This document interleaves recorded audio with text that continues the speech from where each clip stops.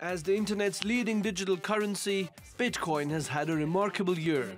It has grown more than 300% within the first 3 quarters. And at the beginning of September, it was trading at $5,000 apiece. But just when it seemed to be enjoying its reputation as digital gold, it all came crashing down. The Bitcoin lost more than $15 billion worth of market capitalization in less than 24 hours on Wednesday. That's after JPMorgan boss Jamie Dimon and other big names in the financial industry slammed the cryptocurrency. Dimon said the Bitcoin was a fraud that would ultimately blow up. The currency isn't going to work. You cannot have a business where people can invent a currency out of thin air and think that people who are buying it are really smart. The Federal Bank of India also announced on Wednesday that it doesn't intend to accept bitcoins and other cryptocurrencies as legal tender anytime soon. This follows similar moves by Chinese authorities who announced last week that they're looking to shut down most of Bitcoin exchanges. This would have an adverse effect on the digital currency as China is one of the biggest markets for Bitcoin trading. But despite the Bitcoin losing 13% of its value in the last 3 days, it's still up by more than 4-fold this year. And that's giving hope to Bitcoin supporters. Sourav Roy, TRT World. And we have one of those Bitcoin supporters with us today. Jeffery Tucker is in Atlanta, Georgia. He's the Director of Content at the Foundation for Economic Education. And in Paris is our Editor-at-Large, Craig Copetas. Gentlemen, great to have you both on the show. Jeffery, I want to start with you. You and I have talked about this many times on this show. You are a Bitcoin advocate, as I've said. What was your reaction when you heard Jamie Dimon's comments? Well, the question is what gave rise to it. And I have a theory. His daughter is a Bitcoin user. I think they were sitting around the dinner. It's true. And they're sitting around the dinner table, and she was going on about the glories of Bitcoin, as all young people today are doing. It's just crazy. And he just blew up. Because the bottom line is, if Bitcoin succeeds, he's got a problem in his industry. Well, that is interesting, but he doesn't seem to be a fan of cryptocurrencies or even blockchain, the underlying software that drives Bitcoin. I mean, JPMorgan pulled out of that blockchain alliance a few months ago as well. So he's not a fan of it. But do you think that there is rather a lot of irrational exuberance surrounding Bitcoin? Isn't he right? Over the last couple of months, things have become a little out of hand. I mean, look, it fell a lot, but we're back where we were 30 days ago, 30 days ago. It's not that bad. I mean, when you wake up in the morning and you suddenly find yourself, tens of thousands of dollars richer because you own a few Bitcoin, that is not a sustainable situation. We are very much in the need of a correction. All this, the rest of it is an excuse. The China regulation, the Jamie Dimon comments, we needed a little bit of a pullback as we prepare for the future. Okay, Craig, let me bring you in.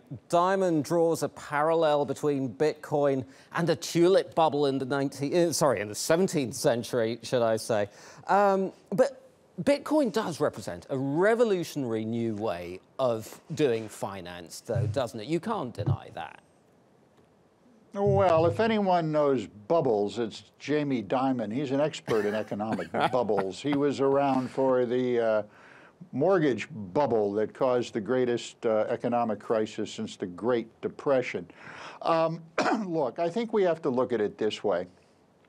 The worshipers, the followers of Bitcoin, appreciate the aesthetic quality of the currency right now. And even though you can buy stuff with it, this is precisely the same thing that the old Inca tribes in Latin America had when they venerated gold and silver. Now, the Incas placed absolutely no intrinsic monetary value on gold and on these metals. It was the European kings and bankers who monetized gold and silver.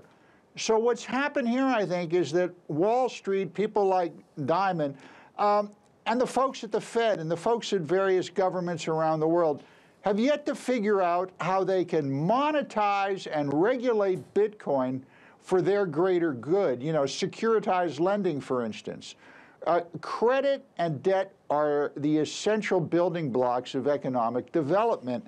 And I haven't seen any government or financial institution yet figure out how they're going to do that with Bitcoin. That's what I'm waiting to see happen. And then Mr. Dimon will change his tune. Interesting. Nowhere else on television are you going to see a comparison with the Inca economy and cryptocurrencies. Jeffrey, I saw you nodding in agreement to what Craig was saying there. These are very interesting points, and it's particularly true about cryptocurrency. But there are many other applications of the blockchain that have been very interesting to governments in various ways. I mean, Delaware is using blockchain technology now to register financials and companies. There are platforms working off the Ethereum ecosphere that are registering titles to property. The technology is do many things besides just make a money. In fact, money is just one application of it. I think it's a very interesting application. I would argue, actually, that today, Bitcoin is the world's most valuable currency. And if you want to know, those guys who hacked Equifax the other day. Yeah, no, it's true. Okay. Equifax the other day was hacked. The ransom, they demanded in Bitcoin, and they did it because it's better than any other currency in the world. It's global, it's lightweight. Okay, very quick question. We're running out of time, guys. Quick question to you both. Firstly, Jeffrey, Bitcoin trading at about, what, 4,000 and change at the moment. Where do you see it going in 6 months' time? Where do you see it going in 6 months? Wow, you want me to name a price and a date? I'm not crazy. But I will say that I think it's going to bottom out close to $3,000, and then we're gonna do an upward climb to 7 and pull back again. This is the way Bitcoin has always gone. Okay, Craig, same question to you. Oh, I don't even look at it that way. I think the way to look at it is, remember those, look, those European kings who bankrolled people to get gold and silver, the people who did it were pirates and brigands, and they were working for the banks and they were working for the governments. What's different now here with Bitcoin is these established financial institutions view Bitcoiners as pirates and brigands. They don't control people like Jeffrey. That's what they want to have. They want to have that control.